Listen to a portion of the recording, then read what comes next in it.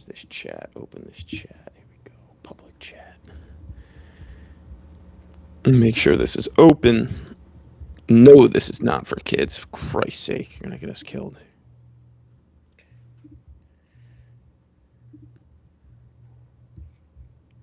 Save. All right, let's roll, baby. We are live.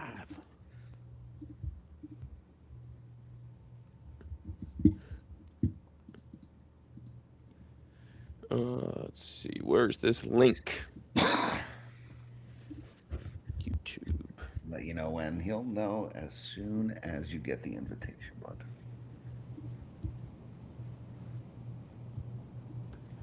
Did he just ask where is it? No, he has let him know. He said, "Let me know when."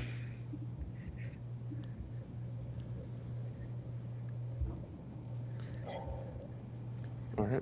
The post has been put on Facebook. Oh wow, they can see our names now, huh? Yeah, the live shows that it does that. Nice. I love doing these lives through Riverside with the chat and everything. Makes it fun. Yes, I agree. It puts it all there for us. We don't have to fucking Be together, yeah. Okay. Well, let's see. Spoke too soon. What is going on, Dom? How's life these days for you, big dog? How's the playoffs? Or how's the off season? Off season. How's the playoffs? Yeah, Playoffs. golf playoffs. It ended in a brutal fashion. Oh, the golf playoffs. That's Yeah, yeah. Cole Flute is very afraid.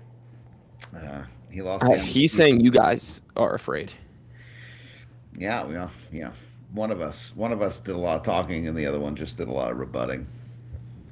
We'll see. We'll settle it on the turf on Thursday.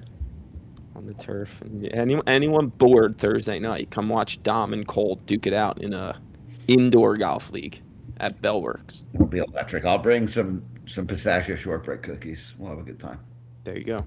BYOB, unfortunately, no Amato because he's down at spring training, which we could talk about. But he's been a cooler savant. His lingering, Ryan Amato's lingering in the winter is special. Honestly, special. Yeah, it's the type of thing that brings a tear to your eyes. It really is. The way you felt after the United States won that hockey game, that's the way, same feeling that Ryan Amato aspires to make everyone else feel. Yeah. He's left his shirt on a lot. His pace of play is abysmal. But Horrible. I want you guys to know that it's the same in real life. I think his brain just operates a little bit. When we did the shout out to Polzer for putting together, a dog and everything for the golf outing that we did last year, I was fortunate enough to play with Ryan Amato in my foursome. And you know how they gave everyone that pink ball? Hmm. So it was me, Ryan, Matt Hill, and Matt Hill's brother-in-law, and we were like, we're not going to be good, we're not going to win. You got Tommy Scheffler running around, you got the sandbagger gate. There's no shot that we were winning. So we're like, why don't we just hold on to this pink ball? Whoever's playing the pink ball, we'll just shoot a 9-iron real nice right down the course, all this stuff. We're on hole 11, right? We're 37 over, but we still have our pink ball. It's Ryan's turn to play the pink ball. I forgot what It's sideways. He's annoyed, right? He's annoyed. He misses a putt. He picks up the ball and throws it towards the cart, right? And it's sitting by the cart. And he walks over to it, 9-iron in hand, and decides that Ryan Amato, the worst golfer there, was going to chip this pink ball into the golf cart somehow. It's a full swing from fucking 10 yards away and just yeets it into the woods. Just gone. The only thing we were fucking playing for was that. Just hit it into the woods. And then he's like, my bad. I thought I could get it. I was like, okay, we get it. That's incredible. Yeah. One of a kind. He spent so much time looking for other people's balls in the woods. And I don't mean his partner. I mean people from months ago that left the ball in the woods. Ryan's finding it. So, what a treasure! What an absolute treasure! Well, now he brings his lingering down to Florida, along with the likes of Austin Silverberg, the Commish, Wink Boy Dunleavy. I think Ant Tarano's down there. A few other folks.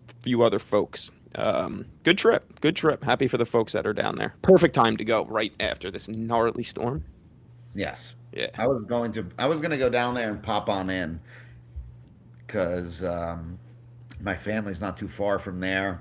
I'm gonna be actually there next week, so I miss them by just a week. But I want to pop down there. It's fun. Just go take BP. It's you spend the day at a beautiful quad of turf fields that just have 3 million softballs to be hit or caught. How could it not be fun? Anything's better than what we got going on here. This is true. And speaking of what we have going on around here, Dom, it's draft prep season. Yeah, how many mocks a week do you think the average captain's doing? Probably one at this point, maybe two. It's really tough without the draft order, honestly. And Yeah, without and you haven't seen any of the rookies go. Like we were doing one yesterday because we're pathetic and all we do is just get on this thing and talk about softball with one another. But um, we were doing one yesterday and we were like, a rookie would go somewhere in this fifth round. Like, yeah, then we just toss a random. I think one of the draft boards literally says like random rookie. the rookie, yeah. Yeah, because at some point they're gonna go. So it's hard to do the drafting. Glenn Marone has been in Aruba for a month because he said there's no one for him to draft yet. So Was he he's scouting his next talent? he's got no rookies to draft, so no prep needed for Glenn. True. Dave says I look too skinny. That's a lie. I'm gained weight. But thanks, yeah, appreciate you. I don't know. Don't let him lie to you, Dave. He's been doing all of these intermittent fasting, and his fasting window changes every day or something. So, who knows if he's telling the truth or not? Dave's looking too skinny. That's really the problem. Dave, what are the odds on you drafting Dom this year? That's we can move to the next question. We All right. everyone The next everyone question: knows Do the we answer do to we have a that. guest? Do we have a guest for this We have a podcast? guest. Well, we have a little bit of information, right? We have tryouts supposed to be this Sunday. Not going to happen, more than Yep. likely. We have tryouts on what the 8th and the 15th. Yep. All And going then to the be out. game on the 22nd. Not going to do Usually. any indoors. If they have to, it'll be the 15th, and then the 22nd, a little bit before the game, they'll run a second tryout. 94% says Beck, 10% says Dave. I Yeah, think it. I think it helps too that we got the turf now, whether it's middle or Union Hill left. So hopefully, once you could get the snow off there, hopefully it dries up or the outfield dries up fast, and you can at least do grounders and whatnot. So we got that going for us. and we're doing locals, right, for the pulling of the numbers and everything, the Yep. extravaganza. On the 26th, March 26th at Locals is the pre-draft party. Unfortunately, Fireside no longer around. Locals, do you think is going to be big enough for us? Yeah, I think it is. They've got that whole front section where they put the bands and the pool table and everything. So I think there's got plenty of space. They just have to close it to the actual locals. Right. We'll get the regular locals out. Ooh, Correct. I want yeah. Frank Ermel, half mass for the draft talk? Oh, once Pez comes on, he's gonna get full mast. I hear. Full mass, yes. We have everyone's favorite gingers coming on. Does he have a link for I have us? sent him the invite. He will join if he figures out how to do it. It's pretty simple. So give him like a half hour probably. Yeah. Pez is part Haitian, which is why he looks so young, but he's actually 67. So he's figuring out this technology might take him a second. There's always there's a possibility one of us insults him in the first 5 minutes and he leaves, but you know there's a chance he stays for the whole hour and it's electric. Yeah, we'll see. There's a lot that could be said coming up here, so I'm excited to see it. What's Yeah. on what's on the docket? You got a little preview for us? What we got going on? Before we do that, I just wanted to ask you one question based off what you said. You said average mock draft captains are doing. I said like one, maybe two. How many do you think like non-captains do? Because you aren't captains, right? So we did a mock the other day. I know like Ed and Doug do mocks, but they have to for the board. Like how many people outside of the captain and the board do you think are doing mocks for shits and giggles or maybe helping people prep? I know our boy PK is probably running around with a mock somewhere with Joe Caputo. I think it's kind of you want to. It depends how proactive and how passive you are. Like for me, I like to, what's the point?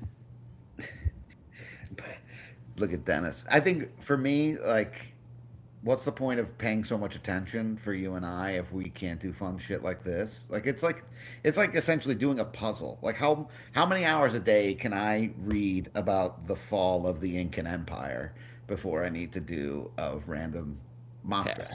draft? Hmm. Yeah. So it's Hmm. like it's nice, you know.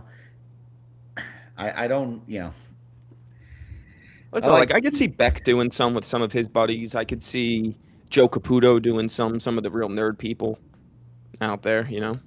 yeah, and then you want to help your friends out like think I want to kind of have an idea. Like, I uniquely am in a weird position personally because I keep getting overdrafted tremendously.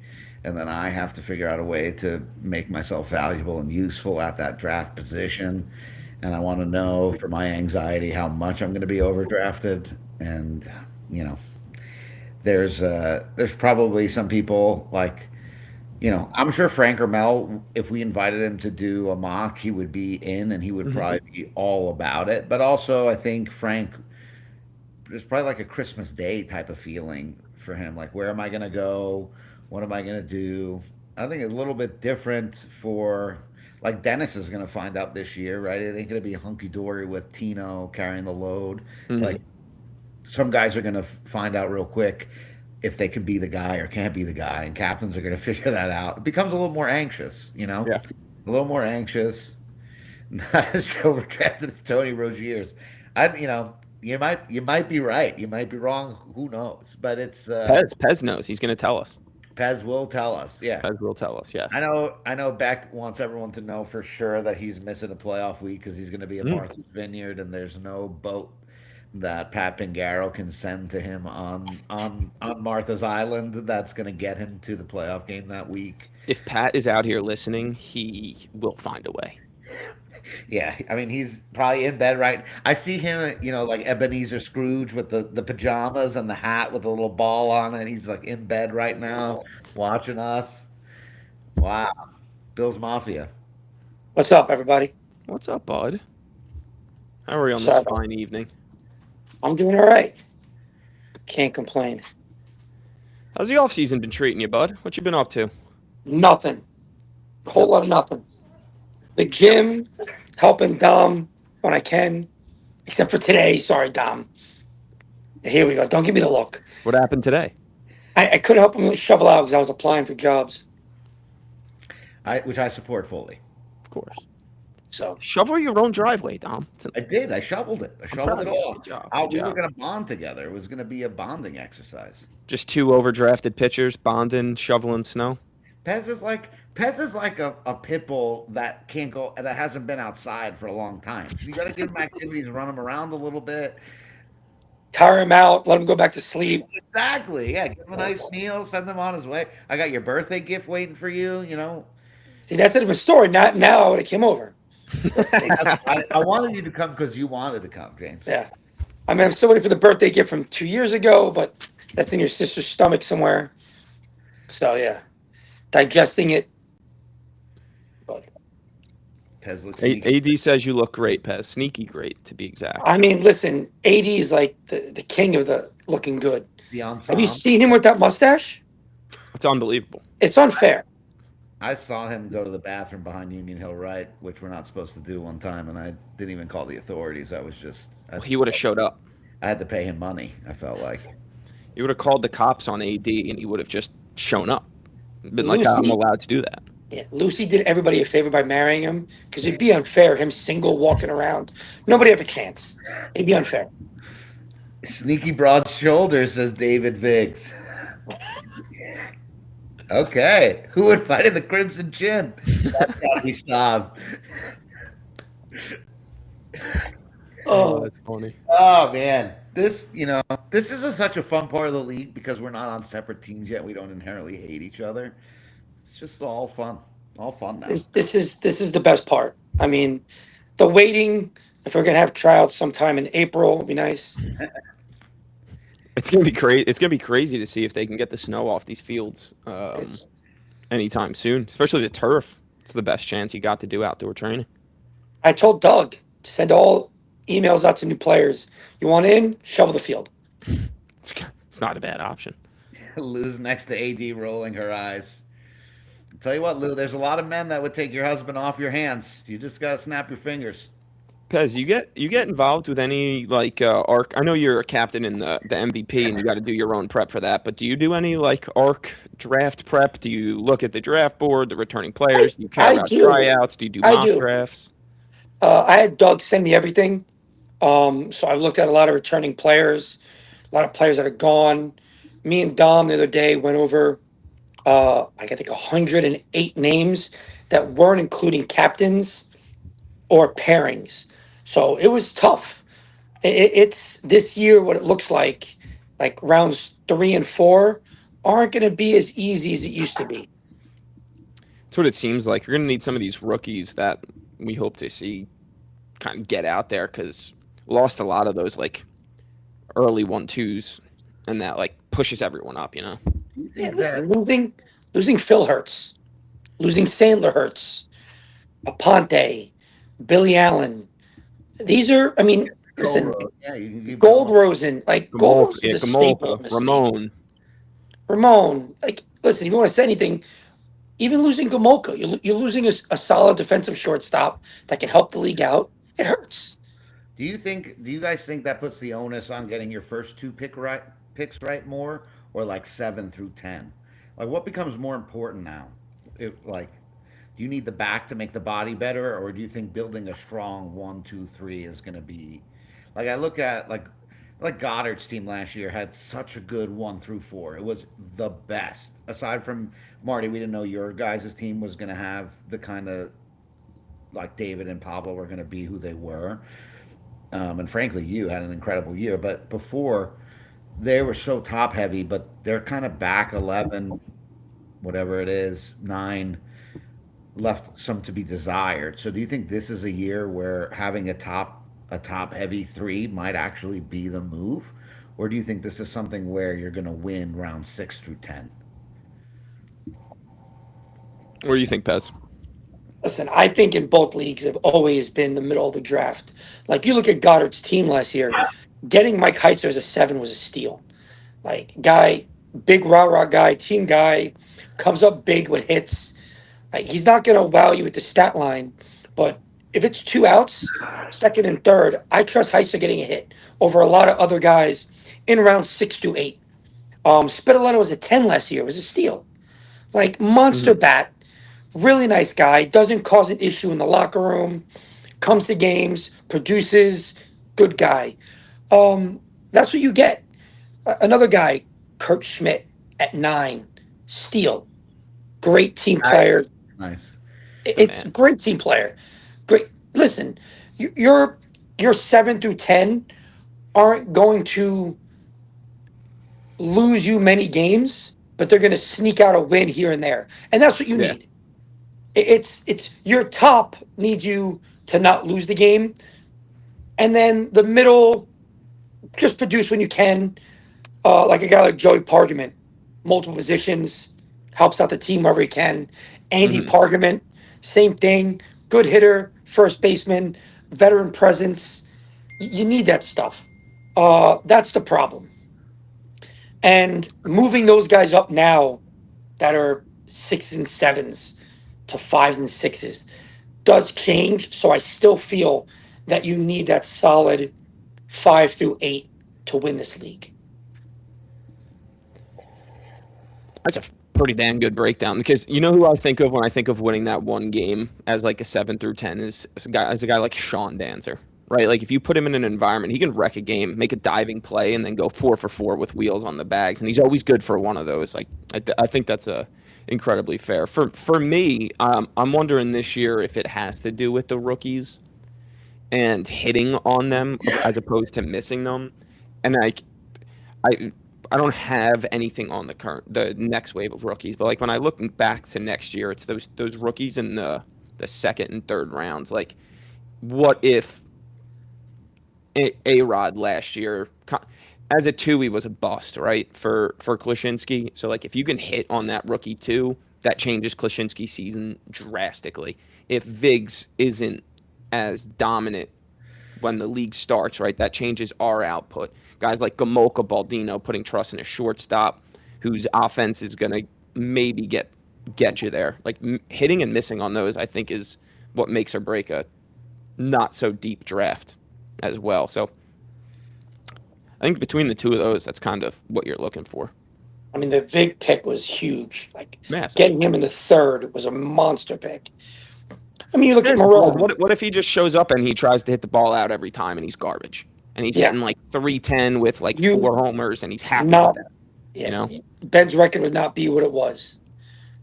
Um, you look at somebody like was it Marone took Rhythmal, I think in the fifth. Great guy, not a fifth round player. Yeah, he Caught him. hit 480, but he was a catcher. Yeah, like not a. I know, like you said, Cart. Um, it's you have guys like that. It's tough. Uh, Conti got Epstein in the 12th. Again, came up with some big hits. Good player. Maybe he's an 11. Maybe he's a 10. Got him in the 12th. Great value. Hmm. So Kuchman the that's what you fourth, need. disaster.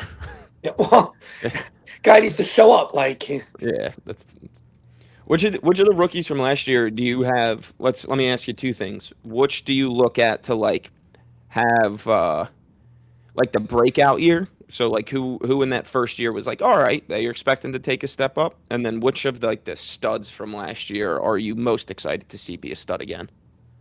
listen, I want to see Pablo healthy. I want to see a full year of Pablo.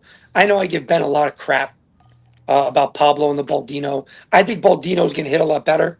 He started hitting in the playoffs, end of the year. But the Pablo, healthy Pablo, let's see. What I think is going to have a big impact from last year to this year is the Krzyzewski and the Jake Heitzman. Jake Nice. started playing right field, making great plays. He was down there taking BP. This kid's 20 something years old. Should be going to bars, going out with girls. He's taking BP Sunday morning at 6 a.m. You listen, not many players, first of all, in the league will do that. A 20-year-old? Come on. Listen, you look at the great Caputo.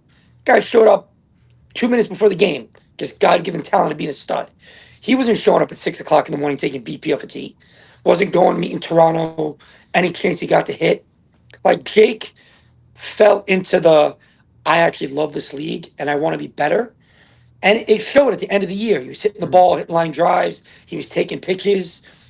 Um, I want to see that. I want to see Garcia, another one, taken in the ninth round. Beginning of the year, not that great. End of the year, started producing. Let's see what he could do now. Double league guy too. He talk about a guy drinking the Kool-Aid. He joined Yes, both leagues as a he's rookie last year and he just is killed it. a he's actually he definitely drank the Marlboro softball MVP Kool Aid. He's all about it. Dom, what do you think? Who do you got?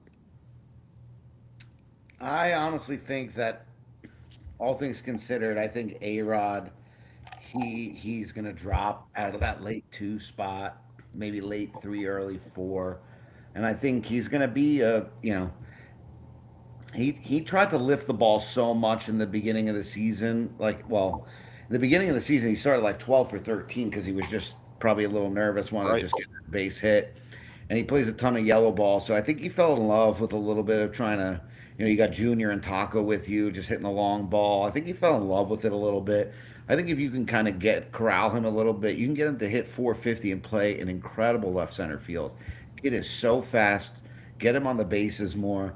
I think there's like that readjustment where you're like, oh, we went too early. And I think, unlike Brulo, I think I think because people watch him hit home runs, like no one's seen A Rod hit a couple balls out of the park. He can't He do it. just he just hits a single up the middle. Right. Yeah. So Brulo, I think going late two instead of early two, he'll drop again, but how far will I think A Rod will have a little bit more of a drop because of just who the makeup of the player is, and I think he becomes a steal, a very valuable steal. And then, I would like Garcia is has an absolute hose. Yeah, I've seen him with his pants off too, David. And Garcia is so fast. You ever see that? Like I watch him in MVP because he's got a nice baseball swing. That fucking kid flies, and he's got what do the kids call it? He's got drip. So he's got the Swag. drip. He's got the That's what the swag. boomers say.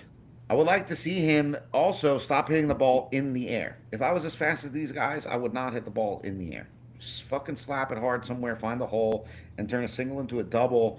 If you can get a guy in the ninth round that has the potential to do that, just hasn't proven he could yet, and kind of flips that switch, that's the whole, like, look at Waylon last year. He went in the seventh round. I know Yeah, he's not major overcorrection on He him. went in. He went in the 8th round. eighth round. This year he probably would go five or six, you know? Oh, easily. And Garcia reminds me of a raw Padola back in the day. Hmm. Speed, Sure. like couldn't figure out like anything, but then now Padola's a great left fielder, hits the ball on the ground, uses his legs. I think Garcia Drinks will be one that. warm beer a week. Perfect. Yes. Yeah. Yes. and he's a great guy, dude. Good smile, happy all the time. He wants to be there. These are guys like Guys you want to play with, guys you want to take, root for. Pink Yeah. Arrow guys, right? Like I know Waylon is out. I said that, Beck. Come on, put the tequila down. What do you make, Pez? How would you power rank these three players? A-Rod, Brulo, and Joe Piccarello. See the reason. So it's Bruno's bat needs to come around, and I think because his bat is lacking a little bit, it takes away from his confidence, and then he does make like one or bad play in the outfield here and there. Great outfielder and ton of speed, but I think he pressures himself so much for being a two that he then, when he doesn't hit, then goes out there and feels that I have to make some insane play in the outfield to prove that I'm a two. Who gives a shit? Just go play your game. Piccarello, great guy, good speed, can play outfield, second base. His bat fell off a little bit last year, but that could be from a lot of things. Pressure playing for Power Tom's team. ranking, I don't feel like we have a big enough sample size on A-Rod, Put him. but Put your name on it, Jimothy. He's scared. I would go. I would He's go. scared. I would go Brulo, Piccarello, A-Rod, only because of the sample size of A-Rod's too small. That's good. But I feel at the end of the year, A-Rod could be there fighting with Brulo for the top spot. I think we could be sitting here. I agree that I agree with you now, but in 1 year from now, I disagree with you.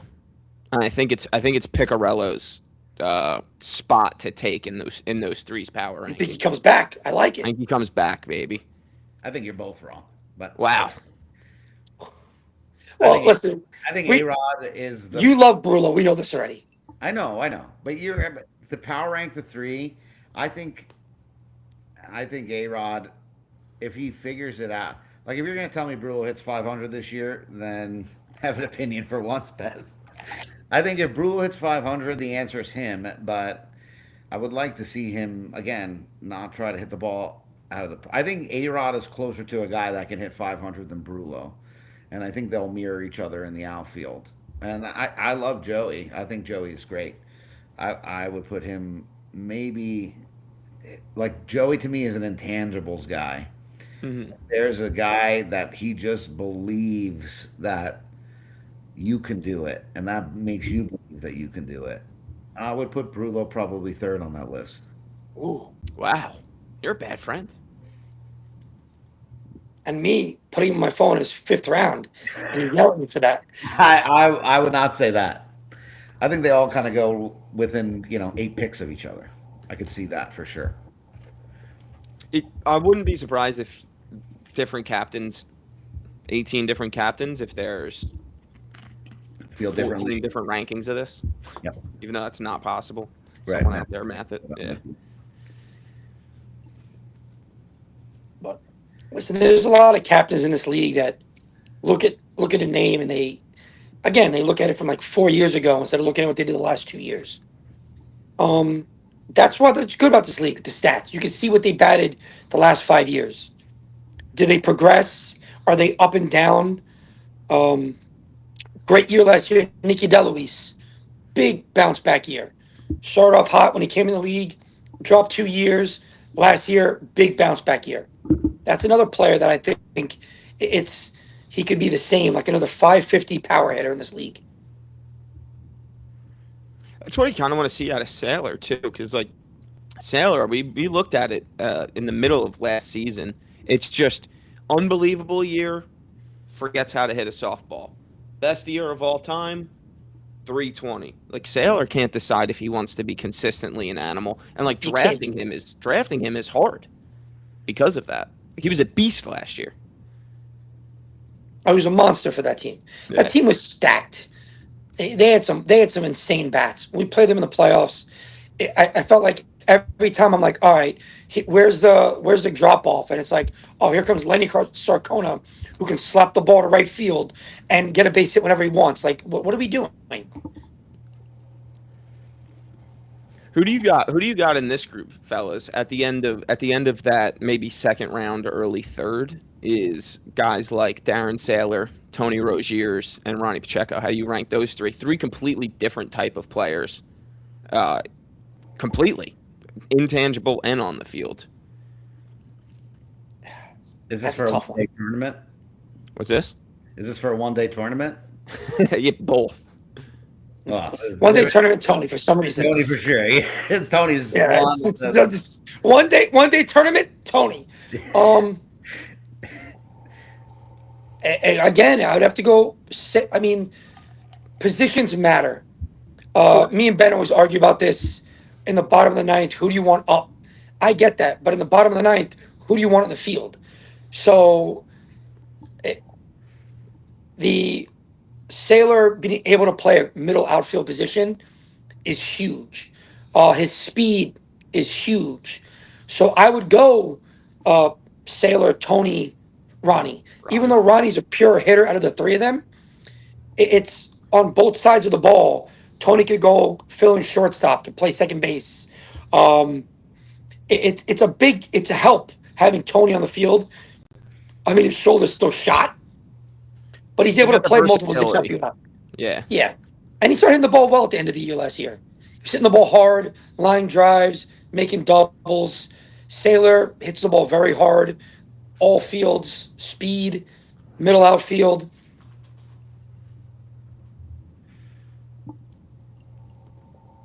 Dom, any thoughts on that group?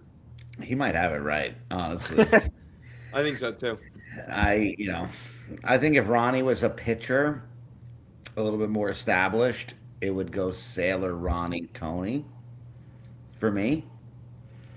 But I don't know. I know Beck is saying anyone but Tony, but it's hard to look at Tony and wonder if you can turn back the clock for 1 year. And that's gonna be the decision, probably late two, early three. Do you think you can turn back the clock, get him to care? Not that he doesn't care, because I feel like that's pejorative and a little bit of a disservice to Tony. Mhm. Not that he doesn't care. I think he cares. I think he cares way more than he lets on, and that's why sometimes he's a little bit of emotional, and I can identify with that, and I can resonate with that. I just think, can you get him for one season to kind of just be the little bit extra in it? Be Just a a little little bit. bit more focused on the actual game at hand. And the one year that he was a little bit more focused in the game at hand, he played for a guy like Wallman, who's more of a no nonsense captain compared to Yeah. like Guy Goldfarb was or Bomb and Blit is. And he had He a played guy good. like Fred, who's absolutely no nonsense. And he played with the Monacchios, who have one goal every Sunday morning. It's to win a softball game. So like, and they made it to the finals that year and were 2-3 innings away from winning that thing. So he's been there. He's proven that he can do it and be that guy and gotten there.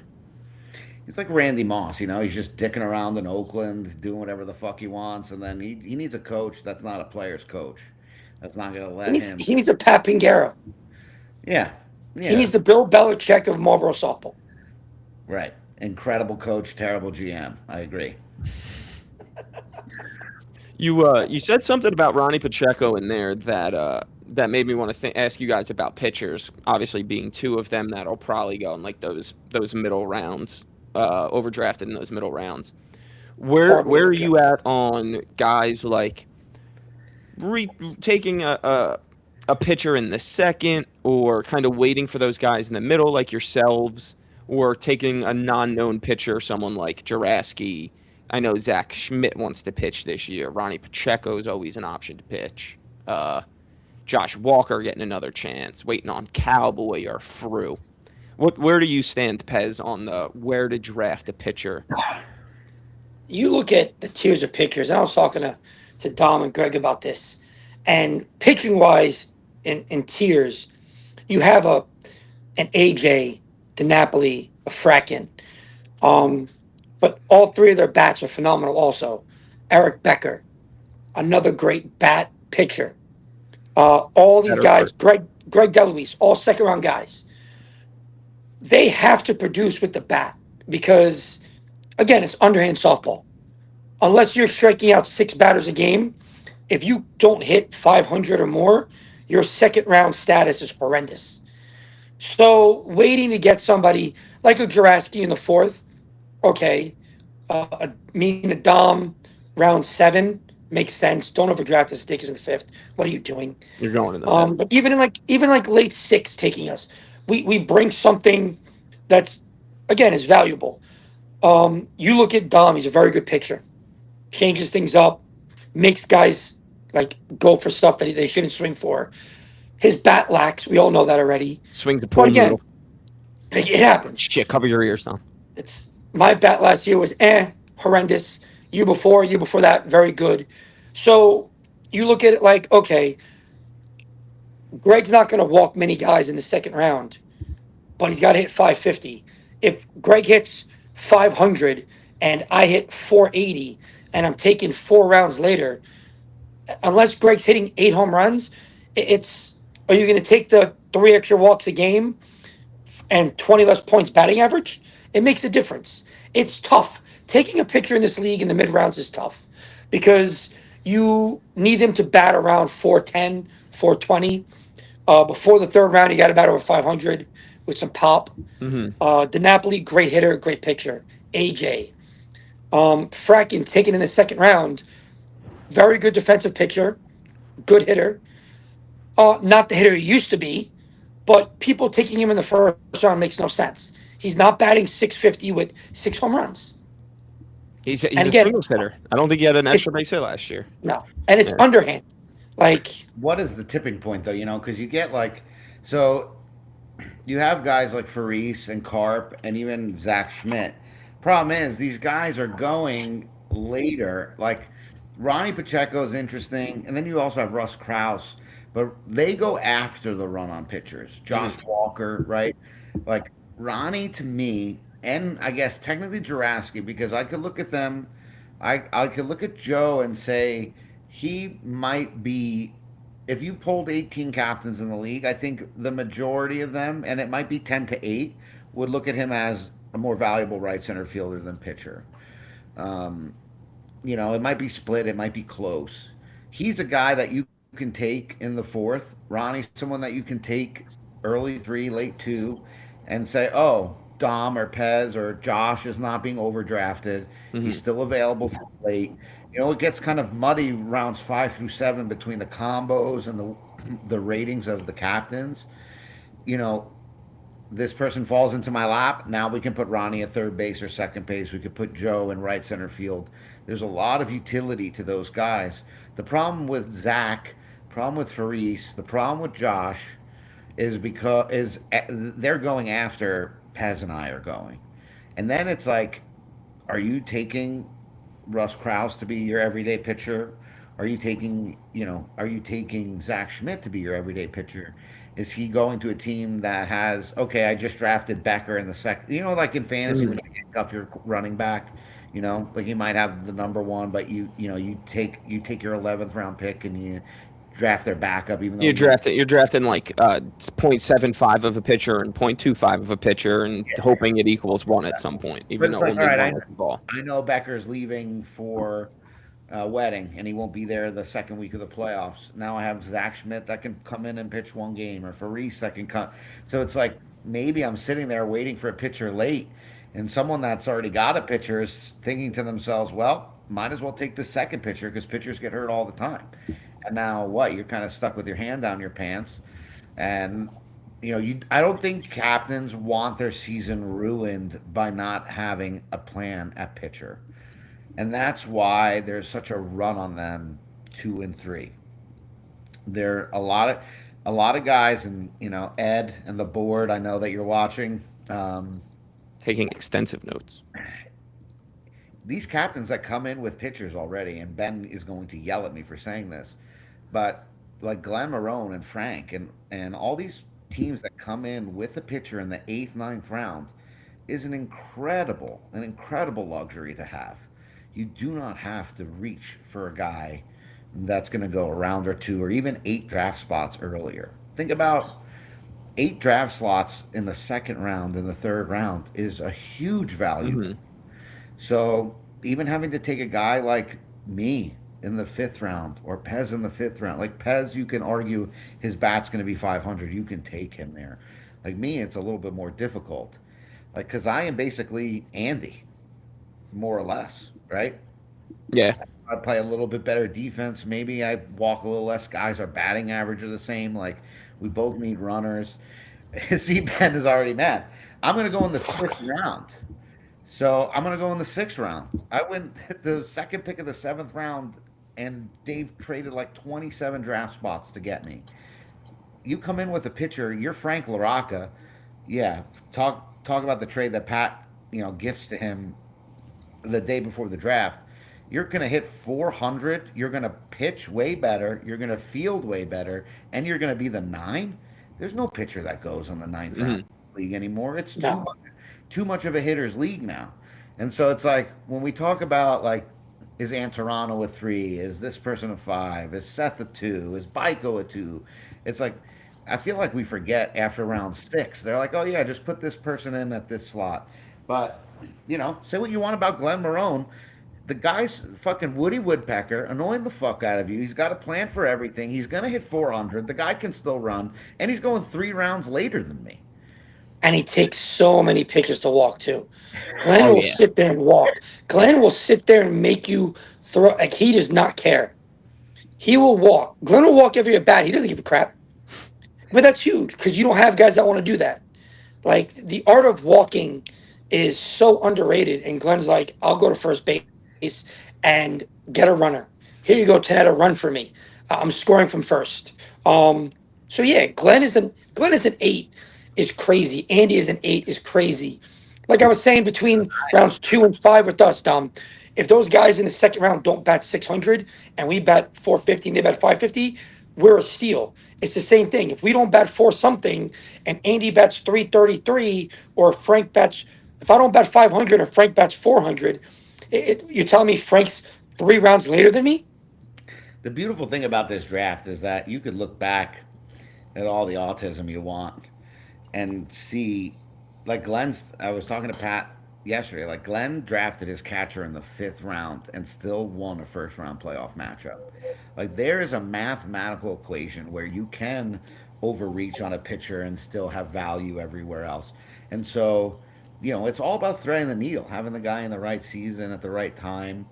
Um, Yeah, I was pulling up some numbers, get you some live nerd nuggets here. Like when you talk about taking those guys in those 2-3 range, right? I think of guys like, well, I guess call it 3-4 range guys like Ronnie Carlin, Joe Juraski, right? Like they both had seasons where they're hitting upper 500s, if not low 600s.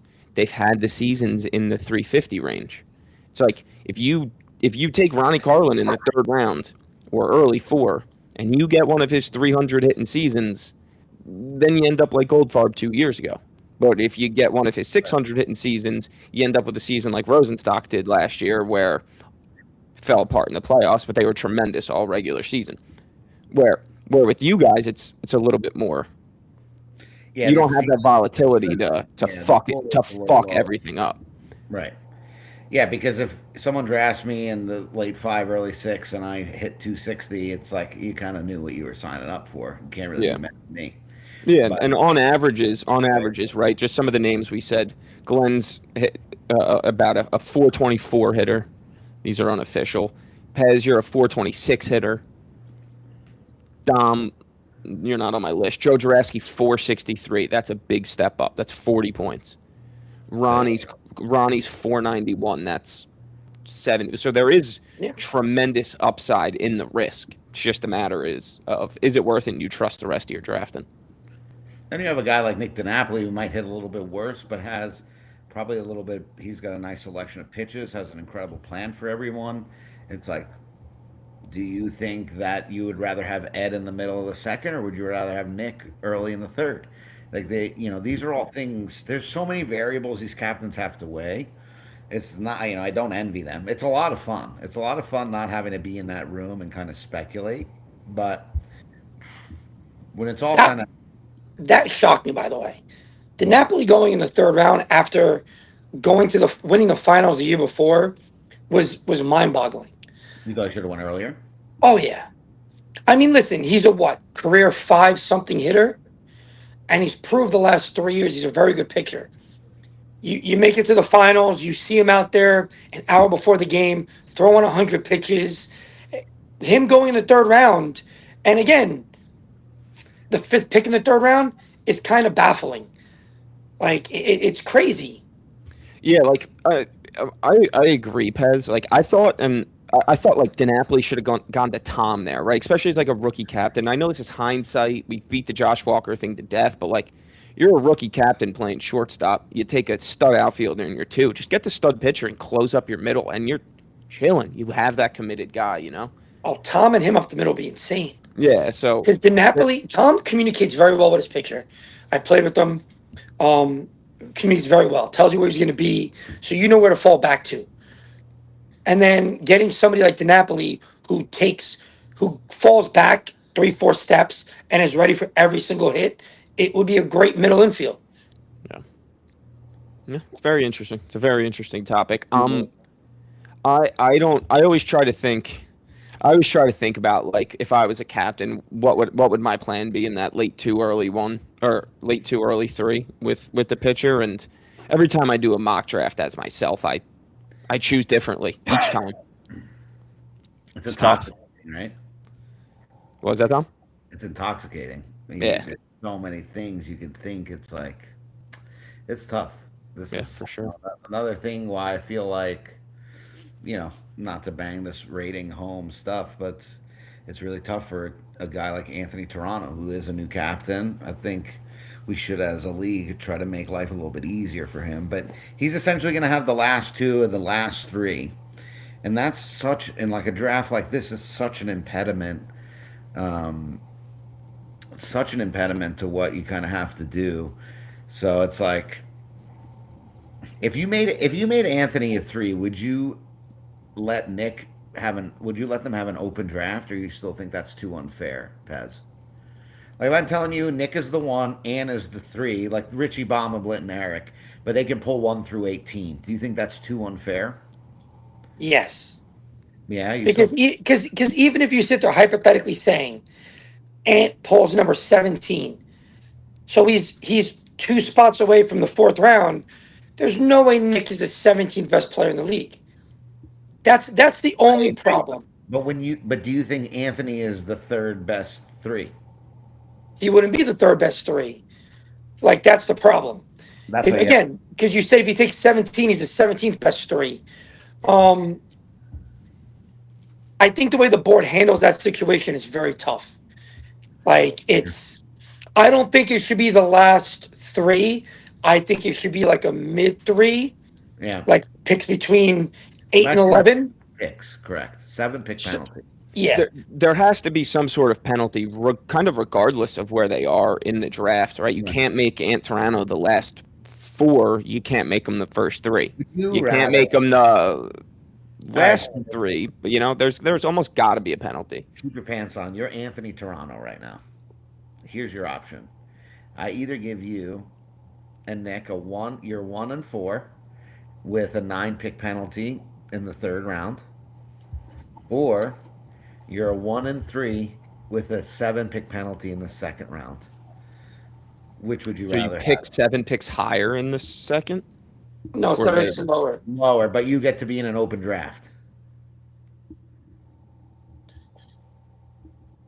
Well, here's my question to that: so you're still penalizing him? What if he pulls pick 6? And You you have the pick last pick in the second round again, so it doesn't really matter. If he pulls pick six, he gets the second pick in the third, and he gets Ant as his three. So he'd have two threes in that sense. A one and Yeah, two threes. But if he pulls pick 16, now, he gets the ninth pick. instead of the third pick in the second, he gets the nine. It's tough either way because Anthony is very good. I mean, you look at the pairing also. We were talking about this the other day, Dom. Phil Cord and Rob Cord. How do you rate Rob now? Yeah.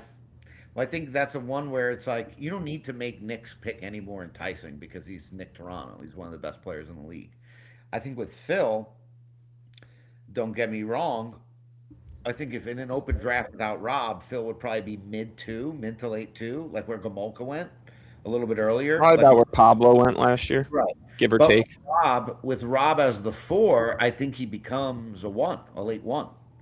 So it's like I understand the weight of it.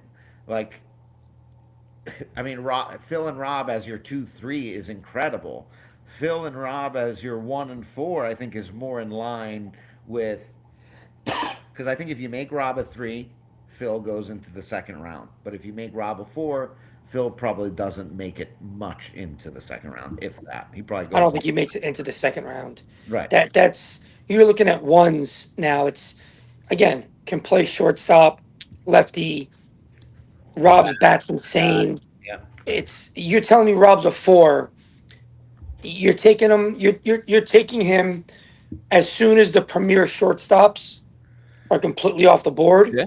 So I see him going between Rob will be a late. 14 and 18. He's going to be on the bottom of. He's a lock to be in the first row of the bottom of the draft board. Lock, Yes.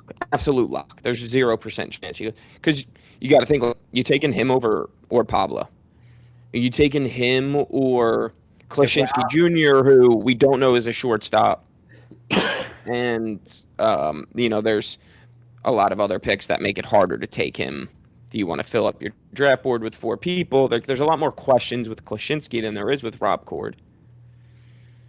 Or Phil Cord, I mean. So like where would you rank them, right? You go Amato over Cord. You go Santa over Cord. You go Pablo over Cord. With Rob as your Villani. four. If With Rob as the four. then probably not. Like you're telling me I'm getting Rob late 4 instead of late 3. That's worth at least 4 or 5 guys in the first round to me. 4 or 5 spots. Well, yeah, because you're looking at it, you're getting a shortstop and an outfielder. And again, you know my take on this. And as great as a season Marty had, and as great as a player Center Meter is, when was that? We talked about that. When was the last time a first round left center fielder made the finals? It was like 2013, and it was Gay-Z. If Like you it's if you make them the 2-3, they become Noel and Ramon basically. Whoever's got the 18th pick probably takes the Caputos, get them 1 and 4, then you get Phil and Rob 2 and 3, and that's an incredible start. There's that's an insane team. You got your middle infield, your left side defense, outfield, yeah. good hitters, speed. I mean, if you think about it, that's your 1 through 4 hitters anyway. But I think that's what you protect. I think when you make Rob a 4, you protect that from happening because then someone takes Phil 13 or 14 overall, and then you don't have the same caliber of player as your 2. When you make them a 2-3 or you make Rob a 3, it's hard to have them as your 1-3, but when you can kind of get them as your 2-3, that's an incredible. You put another guy there, it's good. Even with the pitcher, like even if you got the Deloise combo with the chords, then you're still lurking around with a 3 that you can pick or a 4 that you can pick is still very good. That's 4 bats that's a pretty good 4 bat right there. You're looking at Phil, Rob, Greg, and Nikki. And then you have an You have early all, you can pick a guy yeah. like AC or Jared to go You play. have a late 3. You have a late 3, Nichols early late. 3. You take somebody. Yep. That's 4 guys that can put the ball over the fence. 4 guys that are getting doubles. That'd be a tough lineup. How does this league work with that, by the way? If you take, hypothetically, you make Rob a 4, and you make Joe Caputo a 4, and they take Vince 1, and then in the second round take Phil. Does one of them fall into the third round, or do they say you can't do that? I think you Rob. would bump him up. You have the All right. option to bump him up. Now, I didn't know if this league did that because I know with all the trades and always it's always different. So I was What wondering if like they would have to make a move or something. I think you would have to decide essentially if you took Phil and Rob first, they would be 1-4, and then you'd be making Joe a 3. And Yeah. I think that would kind of fuck over Joe a little bit more because if he does hit his weight and play good, then next year they're going to say to him, "Oh, you're a 3 now." But at It's the a same at time, that point you're doing that at 18 overall, so it's really a difference of one pick now. no, it's the entire draft. It's late. Oh no, you're right. It's the matter of like one or two picks One depending pick. on where you do that. Yeah, so Yeah. it doesn't completely fuck them. What's up, Nevada? What's up, Dan? Polls are Um, weird. Too. A lot of captains are pitchers. It makes it kind of crazy. it But yeah, makes it more like important to get the top guys because you know they're going to be a hot commodity because there's so few. I want to ask about some shortstops, right? Because there's the front tier of shortstops, right? They're always going to be the first round picks. your Flutas, your Martinos, your Blackburns. Correct. Yeah, absolutely, sir. And then you look at that like second round, right? You get someone maybe like Noel Santiago. He's not the niftiest shortstop out there. Take a risk on someone like Jeff Martinez, who's supposedly coming back according to Facebook. Baldino's a stud shortstop.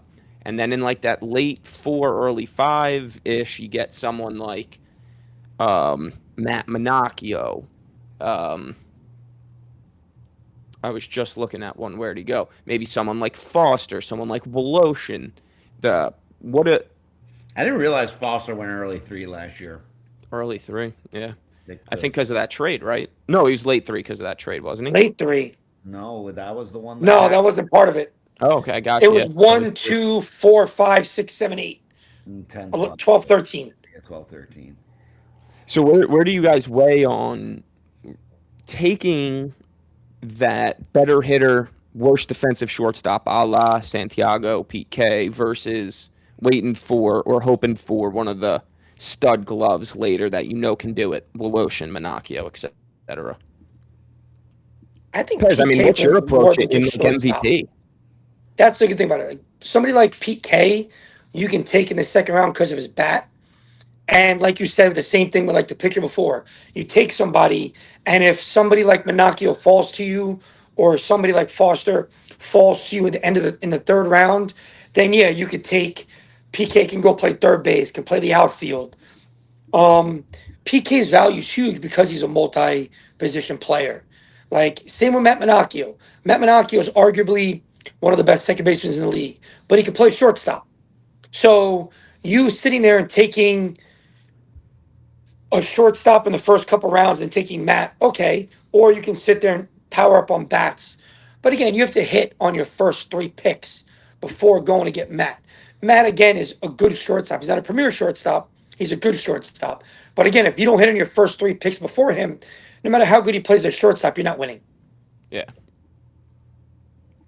I lean towards the bat, but you know, like I value PK a lot because he's gonna come and pound you at 580, and he's got a hose.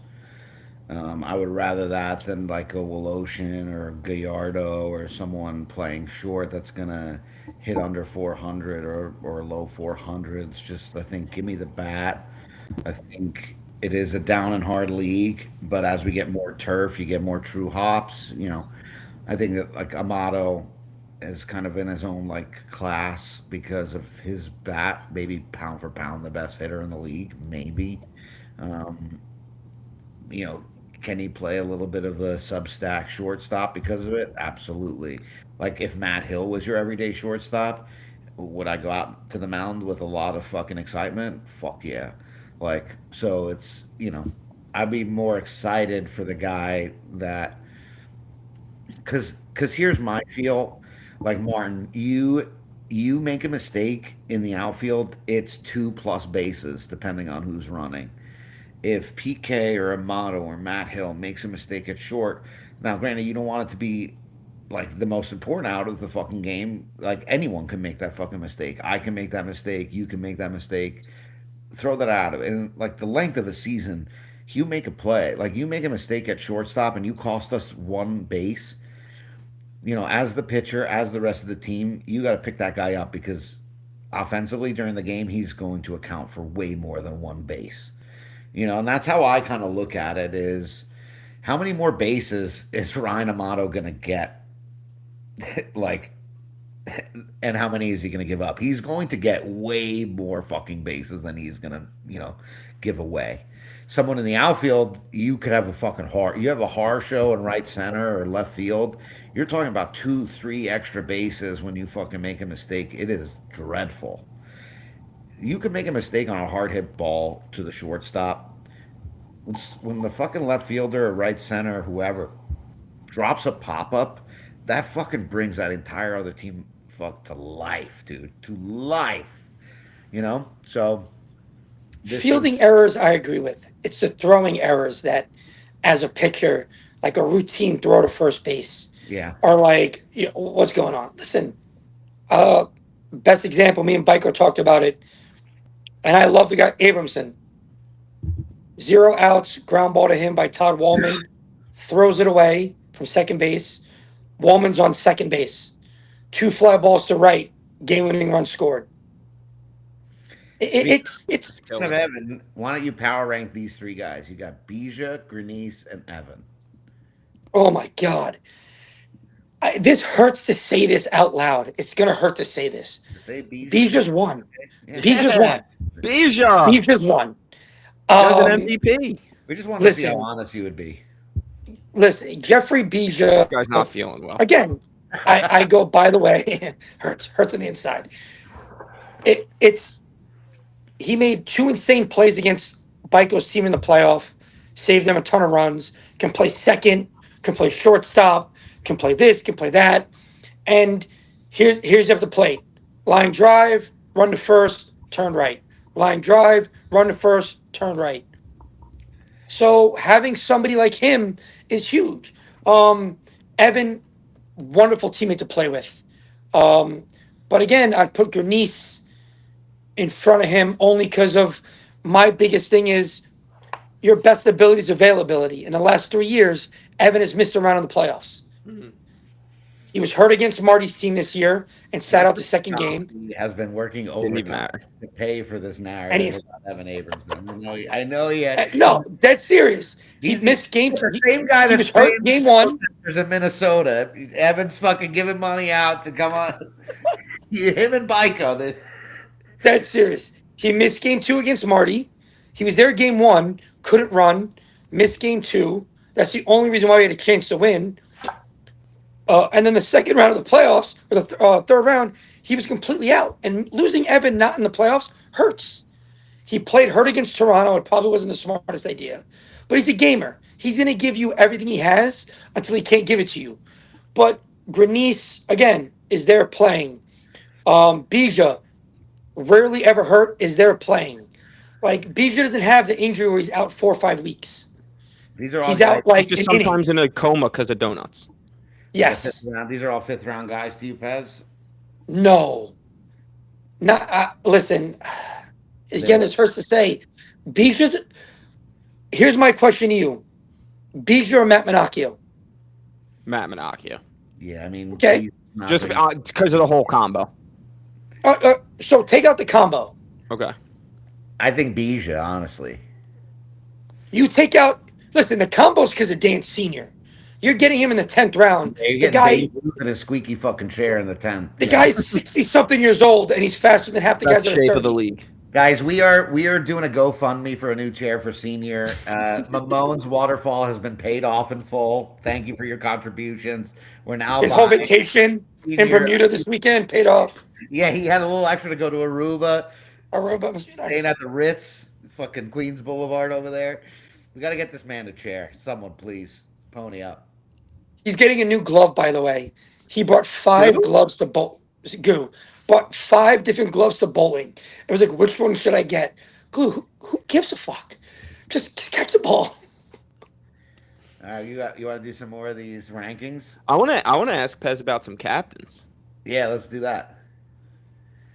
Pez, are there any captains? First of all, who are the captains you have played for in your tenure in the league? So I played with AD. That was fun. Frank, Frackin, Seth was great to play with for 2 years. I got him to curse for the first time. That was hilarious. Congrats. Um, it was pretty funny. Uh, Played with Pingaro. I love playing for Pat. Um, Again, in my like he's the Bill Belichick of mobile softball. He yells at you and then walks over to you and whispers in your ear that he loves you. So it's hilarious. Baiko, another great captain to play for. He's phenomenal. I played with Apple. I would love to play with Tom as a captain. You see, like how he turned his team around last year was huge. I'd play with Pingaro again. Now we turned the team. Um, Good. yes. How you guys turn this team around? Tom's But not Tom's even losing Tom's his own behind doing fantasy, the okay? puppet strings. Call me with Lauren I would like to Farrell. play with Conti, but even as much as crap I give Ben, Ben's a good captain. He knows his stuff, and he fights for his team too. He doesn't like if he feels that he's getting hosed, he'll get tossed if he feels that his team's getting hosed just to pump up his team, and that's a good captain. Truly is the Lou So Pinella of Marlboro Would Soft. how would you power? You mentioned two of these guys, Dom. How Pez? How would you? Oh, I'm so sorry to both of you. How would you power rank the captains, Carroll, Torano, and Conti?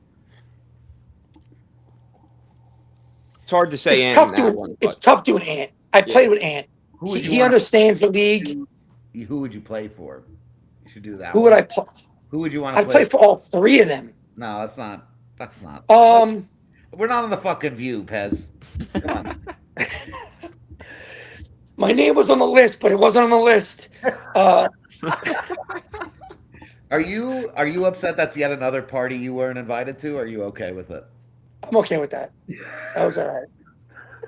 My email wasn't working that day. It was good.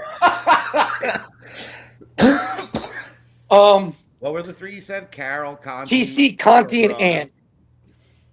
That's how It, you rank them.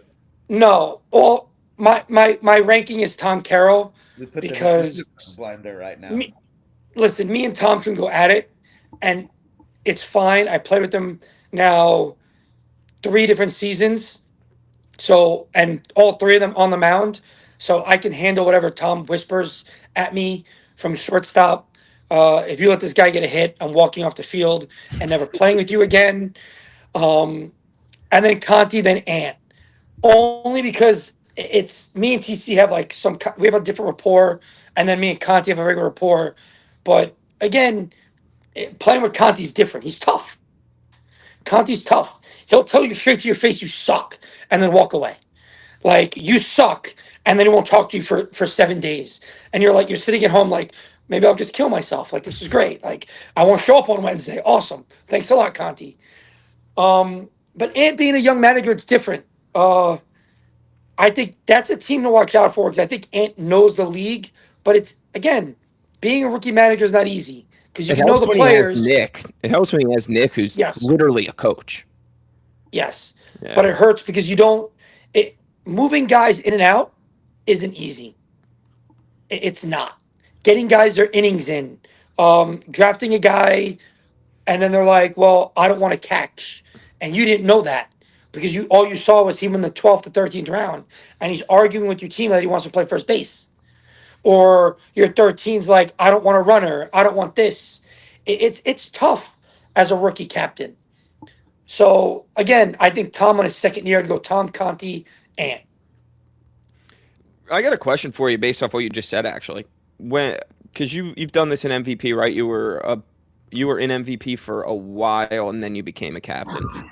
Do you think it benefits a rookie captain or a young captain to have a smaller list of guys that you're willing to draft that you know aren't going to be off the field locker room problems, complaining about playing time where they're hitting, getting run for, all yes, that?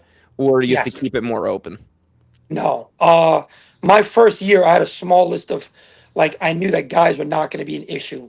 Yeah, My first 2 years, list. because listen, it makes it causes a problem. It's you get the little clique talking about one thing, and then three of the players don't agree, and now they're not talking on the field, and it makes it's kind of like a cancer. You're not cheering each other on. You can see it. Some guys aren't cheering other guys on, but then they'll cheer their friends on. It's you need a guy that's going to be rah rah no matter what. It doesn't matter if he likes the person or doesn't like the person. You want a good team chemistry. I feel your first 2 years as a manager, because if you get a guy that causes disdain in the locker room, it's tough. There have been many a times where I was on the mound with Tom at shortstop behind me, and he cheered me on. So he does embody that fully. Whether he likes you or not, he'll cheer for you.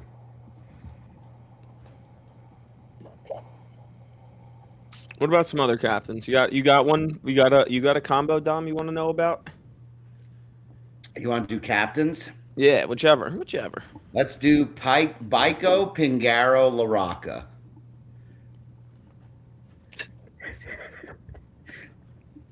Uh, well, I can't play for Frank 'cause he's a pitcher. Um, that's a tough one. All right, not pitcher. It would go Frank Pingaro Baiko. Wow, I can't Justin. not play for Yeah, my cousin. If my cousin drafted me, I can't say, "Oh, Frank, you got to get rid of me." Like he's my cousin. that's a very fair answer. Baiko, I hope you're watching. Baiko's like sixth round pick, not Pez. How about Goldfarb, David Meyer, and Seth Drashinsky? Like that Oh, one. Alex. Alex is one. Champion. It's not that. I played with him multiple years in MVP. Alex, I like Alex. Alex has a good game plan going into the game. Uh, again, talks to you. I would go him, Dave, Seth. I know Wow, only because I've never played for Dave. he's had you. He's done with you. No, I listen. I love Seth. The guy's a sweetheart. But I've never played for Dave, so maybe I would go Alex, Dave, Seth. He thinks you're used up, Seth, like a gold digger's diaphragm. He just doesn't want to play with Santa again. Becker says Frank doesn't like you, Pez. Shocker. Thanks, Beck. Do you think you're on more D&D lists or draft lists? As a all around player or a pitcher? Uh, yes. Whatever. For whatever reason. Well, because if you take pitcher into the category, I'm off like 8 people's lists. Oh, please. True, because they're a captain. I think just Yes. in general.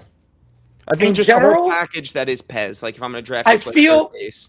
Dom will not agree with me. I feel there's a sneaky amount. I would say a lot of people would draft me as a player uh, Why before would they draft me as a pitcher. I think somebody like Mike Conti would draft me as a player before he drafts me as a pitcher. Hmm. So I think my D&D list is smaller as a player than it is as a pitcher. That's fair. let's do players here. All right, power rank these. You ready? Pete K, Baldino, Pablo. All right, Yeah, offense, defense, everything. overall defense, Shoe size. PK's one. I mean, the sample size for Pablo and Baldino are tough, but PK's one. I'd go Wow, PK, he Pablo, obviously Baldino. so much better than Baldino. I think Baldino defensively is one of the best. I think he's very good defensively, but his bat last year was lackluster. So yeah, um, it would go So PK, one. Pablo, Baldino. If we had a bigger sample size of Pablo, like over the year before getting hurt, other than like 6 weeks, it might be Pablo, PK, Baldino. But I think that could change by the end of the year. If Baldino bats 440, he moves up the list because defensively he's very good. All right, how about this one? I'm taking. Matt. I've seen the Pablo. I'm taking the Pablo over Pete. See, I only saw one game of Pablo. That's the problem. The defense alone for me is what would cement him over Pete K. Yeah. How about Matt Hill, David Viggs, Dennis O'Connor? Ah, Matt, Vig, Dennis. Easy. Wow, light work. He said, give us a Easy. hard one. That All was right, that was too easy. All All right, right, let's how give about him this one. I got one here. First outfielder off the board. Pastor, AD, myself. No pressure, but I will hit end if I don't like this answer. It- I would rage quit. so here's the thing: because of Pastor's shoulder, and he's playing outfield, and we still have a lot of open and big fields. I know his bat's insane, and the season. Marty AD Pastor. Trick question. I'm a shortstop. Well, so was Ant on turf only. So Ant's shortstop on turf only. So it's tough. All right, how about this? This is no combos, just the straight player. Eric Becker, Greg Deloise, Ed Fracken. Ooh. Greg, Ed, Becker. What about Ed with his riot gear? Ed without his riot gear. Riot gear. Without riot gear, he's a 5. The SWAT team Fratkin is a 2. It's Swati. Listen, as much as he's only hitting singles, he still bats close to 600. And you're still going to walk him because he can still hit the fence at Union Hill right. Greg, He's such a threat. Yeah, Greg 7 home runs, doesn't really walk many guys. Listen, Greg's not going to fool the batter. He doesn't throw different pitches. It's the same pitch just front to back, but he doesn't walk many guys. Fracken has the availability of throwing multiple pitches, getting guys to chase on a short pitch, fields phenomenally. And then Becker's a good hitter, but it's knuckleball, and then or he throws a strike, and if he throws a strike, then it's knuckleball, knuckleball, knuckleball. Becker said, So "Don't you dare try to pet his fucking dog once this season." Don't. I got maybe a dumb question for you. Who's more threatening in the batter's box with a man on first base? Is it Ed or is it Greg? It's Eric. That was no, not a part of the question, sir. I don't think Eric's more threatening. I would say Fracken because Fracken's going to hit that line drive right up the middle, and the guy's going to go to third, no problem. I would agree it was Ed. You I was can't hoping I was hoping to argue Ed's case. I'm kind of pissed we you agree. can't shift. You can't really shift on Ed. You can shift on Becker. You can shift on Greg a little bit. You're not doing a full shift, but you can move guys over. You can't move your left center fielder to center field on Fracken because he'll slap it right over shortstop in the hole. This guy It's fooled us for an hour and 11 minutes. I thought he knew ball. here we go. You disagree? You think it's Greg? It's He thinks Eric. it's Becker. No, that's the obvious answer. He wasn't a part of that question. I think it's Greg then.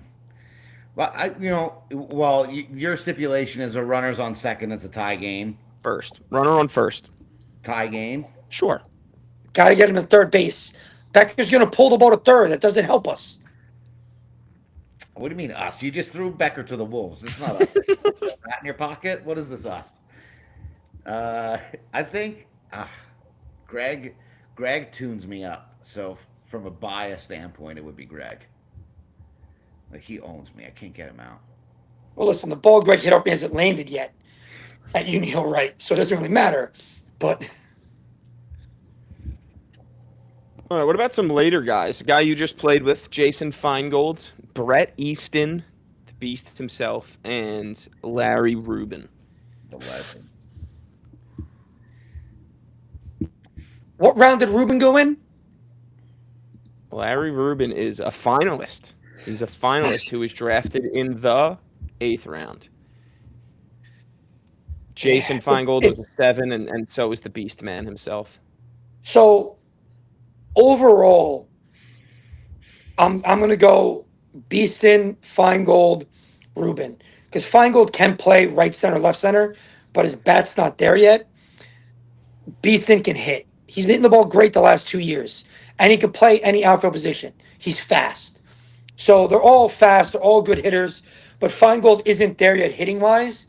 I think if Feingold can find a good line drive swing, there's a possibility in 2 years he's taken in the 3rd round. The guy could play left center, could play right center. He made some insane catches for us in right center. I mean, the one on opening night against Sailor was insane.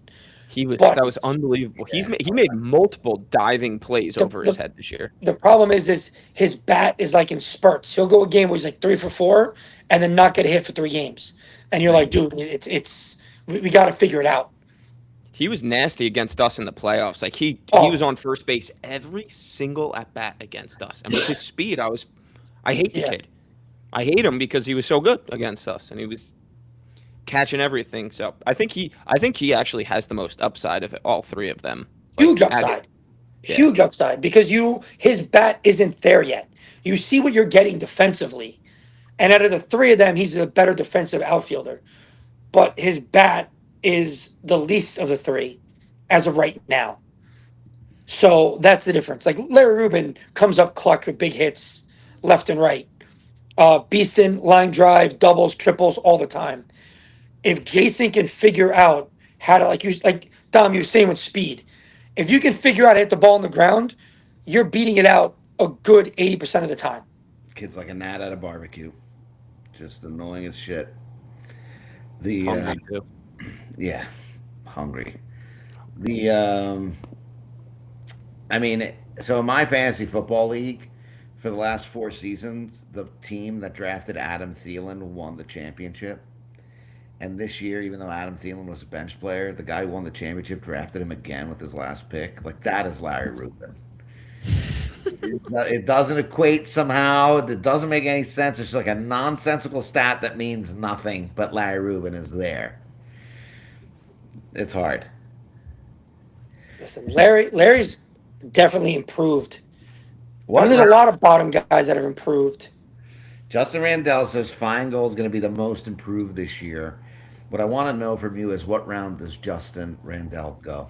Great question. It's not him that gets picked first. That's the tough part. So Mm, it's all where they're going to rate him. I think they rate him an 11 this year. He still doesn't have a position yet. Like if you told me Justin Randell can play 5 innings in right field and be a serviceable right fielder, then you're putting him in the 9-10 category. But right now, Justin still doesn't have a position.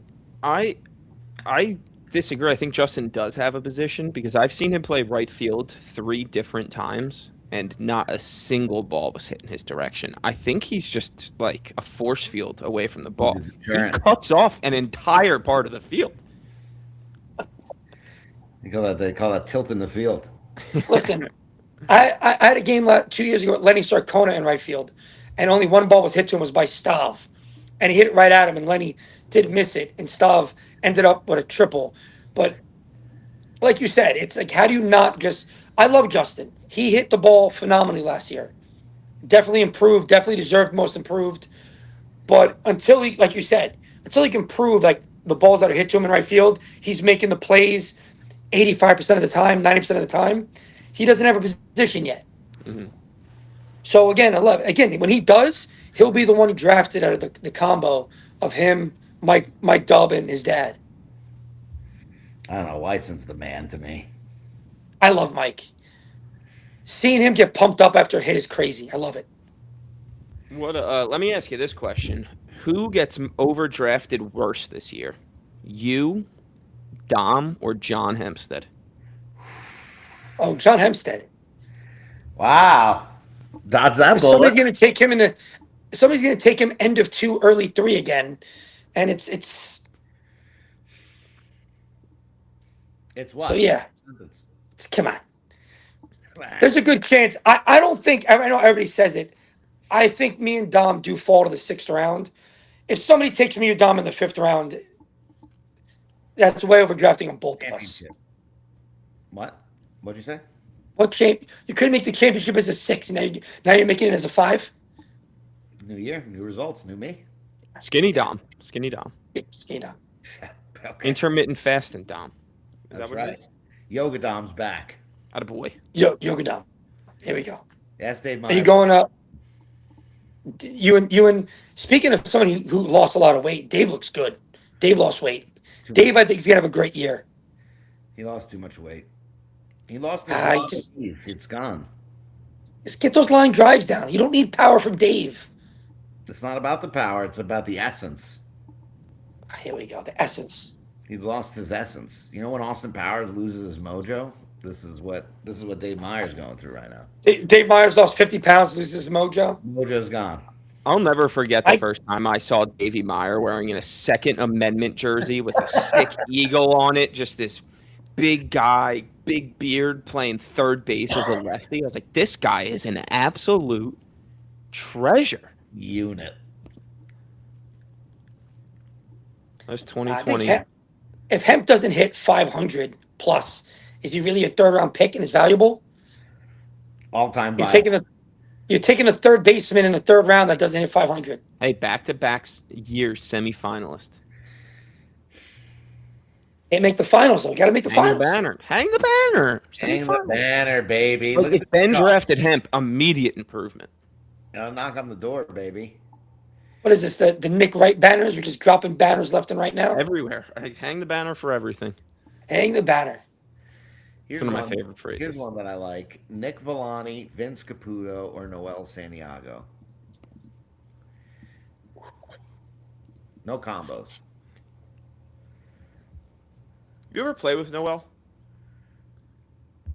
I've never played with Noah. I've played against him numerous times. He's a gamer, but he's third on that list. You're looking at Nick Villani, who can play a great left center field. Was a shortstop his rookie year, played good shortstop. Might be a shortstop again this year. I mean, watch Nick Villani hit a ball at the top of the right field fence at Union Hill right as a righty. Like the last person. I mean, again, that's Chase Sandler-esque. Like it's Vince is insane in the outfield. Great bat, great speed. But doesn't bring enough power to it. So you're like, okay, Noel can put one out, Nick can put one out, but I would go Villani, Caputo, Santiago. Fair. So I would put Vince ahead of Nick, but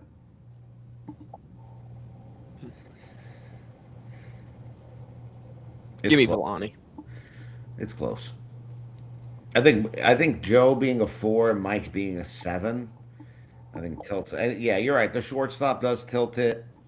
But if you're gonna put them both in left center, I think it's a scratch. It's a wash basically between the two. Like Vince had 4 or 5 home runs last year. He hit 560, 570. So I just think this guy he manufactures like no one I've ever seen. I've played ball with some fast guys, and there are guys that are just inherently quick. He's both fast and quick, and he's a fucking menace. He's just chaos. Like talk about a league where you got maybe a 12 or a 13 playing in right field for an inning or two, and you got to worry about Vince Caputo running around the bases.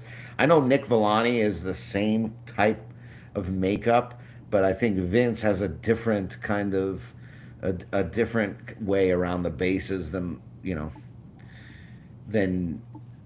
Martin, you're kind of like that, but you're so long and you're hitting the ball with more power. So when you end up on second base, everyone's like, yeah, this is the amount. Like the doubles, when you look at Vince's doubles, they're singles for 85, 90% of the league. His home runs are doubles for most of the people. His home runs are doubles that they don't know where to fucking throw the ball. And while the shortstop is receiving the relay, he's actually just turning around and running home from third, and the guy doesn't even know where the fuck to throw it.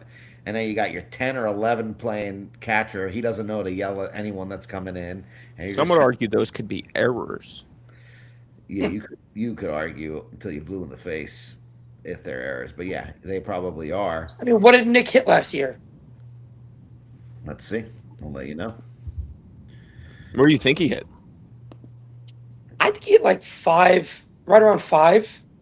Wow, 506. This guy knows ball.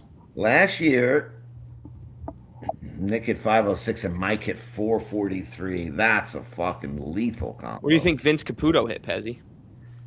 Vince hit didn't he he hit 565? I know Joe hit like 6. Didn't Joe hit 6? 531 for Vince. Yeah. I mean, 30 points it's Close, yeah. Caputo I 603. thought he was a little higher Yeah. than that. Joe hit 6. I remember that. Yeah.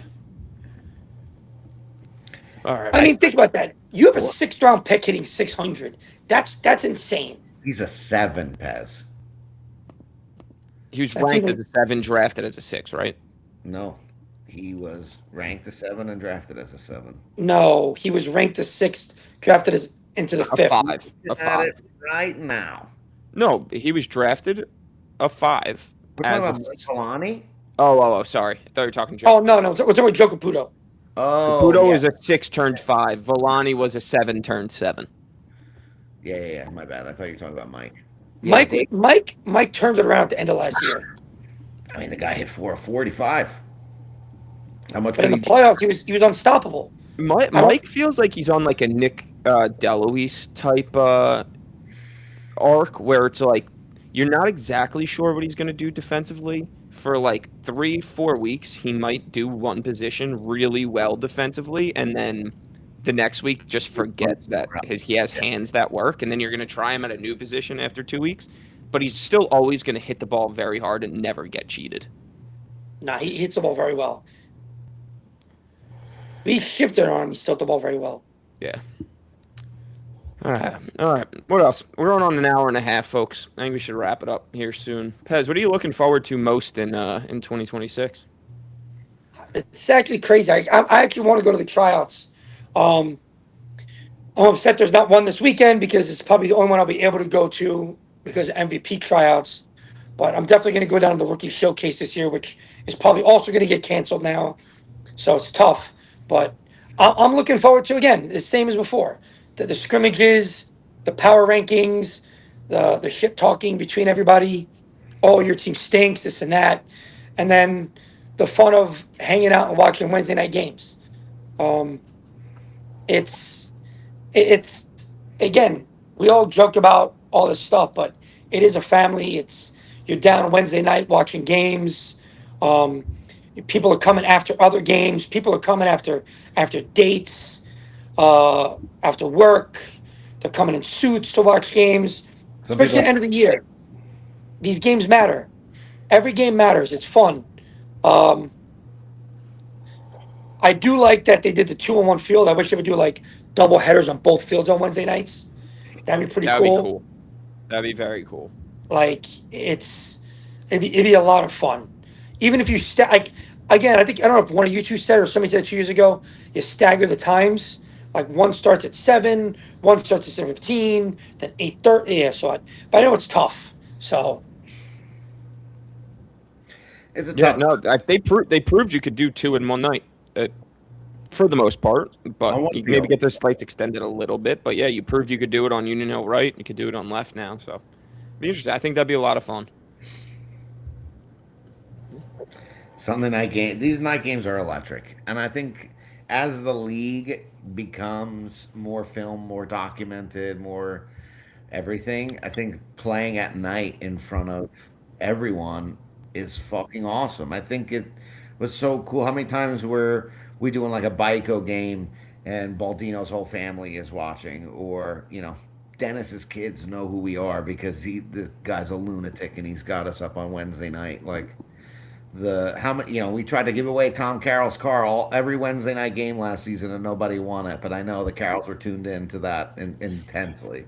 So like it's such a fun time to be prime time because Sunday mornings it's a lot. Like it's hard to linger. You got to get there. The games are early. You got to worry about your own shit. What field you got to go. It's like a lot. But Wednesday night, it's like this is It's appointment easy. Yeah. television. Sunday night, same deal. the Sunday night. Wednesday night games are the best. I mean, I had to go to North Carolina one time, and I was on Pinguero's team, and we were playing that team on Sunday, and I was gonna be back for the game, and I'm literally at a restaurant in North Carolina watching the game on my iPhone, and the waiter's like, "What are you watching?" I'm like, "My softball league in New Jersey," Don't and they're ask. like, "What?" And I'm like, "Well, it's just 2 games. You can do 2 different ones." Like I had my iPad and my phone. I'm watching both games. So There's like, like yeah, there's like a half a dozen to dozen TikTok followers of mine from all over the country that watch our games. No joke. They watch That's the awesome. games. They ask where we've been when the season starts. They ask me like they want. There's something real about watching everything that happens. You know, Better than that, people, these fucking athletes. It's awesome to like gamble on sports and watch sports and stuff like that, but you don't absolutely want to watch fucking Justin Randall yell at Justin Bykowski on Wednesday night. That's Americana. That's apple pie right there. You know what I'm saying? Like, see Glenn propose to his wife and then watch Ryan Amato get thrown out of a game by Fogarty all in the same night. Like, In a electric. matter of 6 minutes. Yeah. 6 minutes, too. Like a 6 minute span. Engagement, thrown out. Like, Did you hear that it's a mandate this year that all captains record their games and post them afterwards or go live, really? depending. It's a new mandate this year. I like that. Yeah. Yeah, I mean we're working on a television deal, so we gotta get those numbers up. Great. Now we got to figure out how to do like a red zone type We thing do. for. ESPN, the Oak Show. We gotta do a Pat Pingaro tutorial on how to live stream a game. Yeah, we'll get right on that one. Pez, one last question for you. Do you think you have an advantage when Fogarty's your umpire? Amazing question. Great. Guy gives me the shortest leash. Have you ever seen him, dude? The shortest leash. Yells at me left and Are right, you drinking the shortest leash? bro. When he calls me out at first base, he screams it. The only time you ever see Fogarty move behind the plate is to run to first to make sure that I'm out. He calls me Donnie. I love him. Yeah, that's the power ranking I got. He gives Zach Schmidt a shorter leash. He gives Evan Rosendahl a shorter leash. Here we go.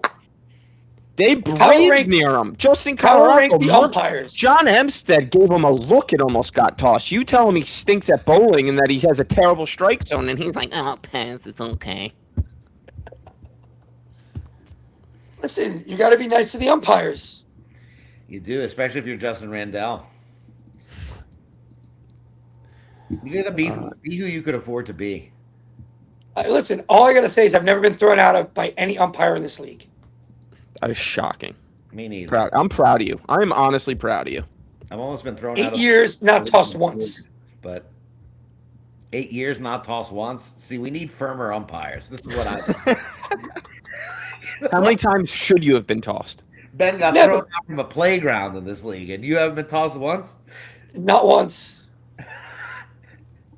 Pez, we appreciate you. We'd love to have you on more often. We maybe. Listen, I Great. like I said to you guys earlier when you asked me, I feel honored to be on this. I love watching your stuff, so I was happy to be on and throw a little input in there. So I think Pez, I thank you guys. we do something once a month, like Pez insults the league for 10 minutes straight. A Pez minute. Come on for like 10 minutes. Give 1 minute on each team. We'll time you. No practicing. I need some Arnie's, Justin. That's why Justin Randall trying to keep my Uncle Arnie's away from me. That'd be good. All Well, right. listen, thank you guys again. I appreciate you guys. Sir. You guys do a Thank good you. job here, all right? I hope Thank Later, you. guys. All right. See you, fellas. Peace. Have a day.